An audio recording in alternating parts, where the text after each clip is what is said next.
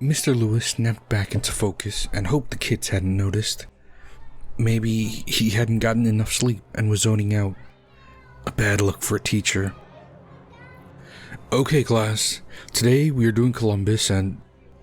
He stopped mid-sentence and looked over the class. Only 4 of them? He knew there was a flu going around, but only 4 kids not sick? As he thought this, he noticed something wrong with Katie Williams sitting at the back. For a brief second, it looked like she had half her face missing. He saw a bloodied, empty eye socket, teeth in her cheek exposed, half the top of her head broken and blood-soaked. Lewis blinked. Gone. Normal face? Just how tired was he? He was also troubled by the feelings of deja vu he kept getting. Had he done this lesson plan before? Lewis rubbed his face and mentally yelled at himself to get it together. Apropos of nothing, Jimmy Pirelli at the front suddenly said, "You need to remember." "Remember what?" Jimmy shrugged. "I can't help you." A hole opened in Jimmy's throat and the ragged edges fluttered as he spoke. Blood oozed out with each breath. Jimmy didn't seem to notice. Lewis's eyes opened wide at the sight. Was he being pranked? If not, then was he hallucinating? He picked up the textbook again. Columbus was... and trailed off. The kids were rolling their eyes, looking frustrated and bored. "This isn't important, Mr. Lewis."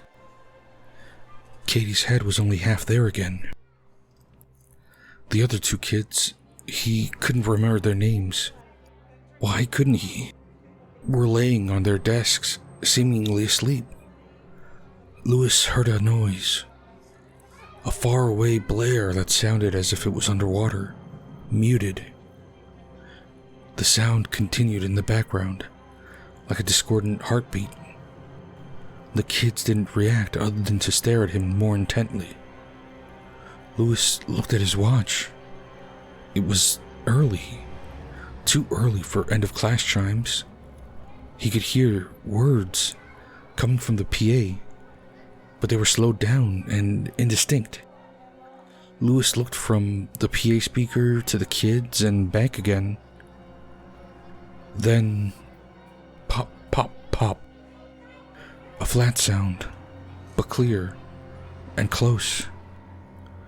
Lewis knew what it was. He was prepared. They'd given him training, told him it was now part of his job. He got his teacher's gun from the locked box in his desk. The classroom door burst open. The bullets ripped through Katie, through Jimmy, and into Mr. Lewis.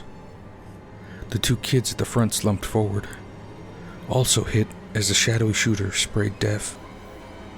He'd forgotten to tell the kids to take cover. He'd forgotten to lock and block the door. He'd forgotten. His last thoughts as he fell forward. Mr. Lewis suddenly snapped back into focus and hoped the kids hadn't noticed. Only 4 kids today, and for some reason, Katie Williams was crying softly at the back of the room.